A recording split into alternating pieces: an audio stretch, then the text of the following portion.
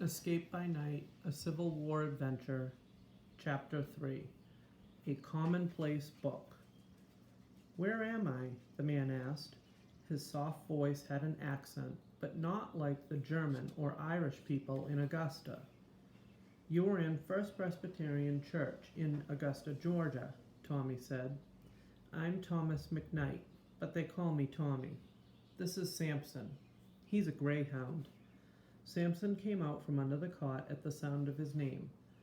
He looked the man directly in the face, then stepped forward to accept a pat. Tommy smiled. Samson likes you. My father says a dog can tell a man's character. I think your father's right. Turning to Henry, the man asked, Who are you? Henry. I'm pleased to meet you, Henry. Henry smiled and looked down. Thank you, sir, he said. Tommy had never heard a white man use a formal greeting with a slave. What is your name, sir? Tommy asked. Redmond Porter. Most people call me Red. Red scanned the room. Samson did the same. Tommy looked too, but all he saw was hospital full of Confederate soldiers. Are you looking for someone? Tommy asked. 'Cause if you are, I could help. I'm not looking for... Hey, where'd you get that book? He pointed to the book still tucked under Tommy's arm. It fell off the cart, Tommy said. Did you read it? No, sir, Tommy said, pleased he could answer truthfully. He handed the book to Red, who pressed it to his chest. He relaxed, as if the book inside were medicine. It doesn't have a title, Tommy said. It's my commonplace book. You write anything you want in it. Read us something, Tommy blurted out. He knew it sounded impolite. He should have asked. Well, Red's hesitation made Tommy even more interested.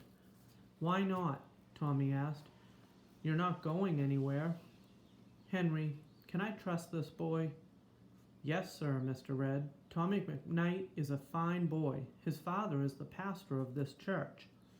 Tommy held his head high, waiting to be taken into confidence. Okay, I'll read you something special. It's a poem that I wrote just before the Battle of Chickamauga. Using his one hand, Red fumbled to find his place in the book. Henry reached to help him, but Red said, No, I'm going to learn to manage with one hand. He balanced the book on his chest and read, I only tell the stars above the longing of my soul. To fight till death in early morn, to make a nation whole. God, can this be in your design or in your perfect plan, to place the price of victory at even one gentle man? Fearfully and wonderfully you've made each one so brave, to fight again just one more time, though he may see the grave. But I shall trust your sovereign hand and continue in my path, knowing that your just reward is in the aftermath. Tommy was silent. He had hoped for a secret battle plan or information about a general coming to visit Augusta, maybe even General Lee. Instead, he heard a poem. He had listened carefully to the words, just like his father taught him, and there was something unusual in the beginning. Will you read the beginning again? Tommy asked. I only tell the stars above the longing of my soul, to fight till death in early morn, to make a nation whole. Wait, Tommy said. Make a nation whole? We are fighting to be a separate nation? Some are fighting to keep the nation whole, Red said. He turned to Henry. What do you think?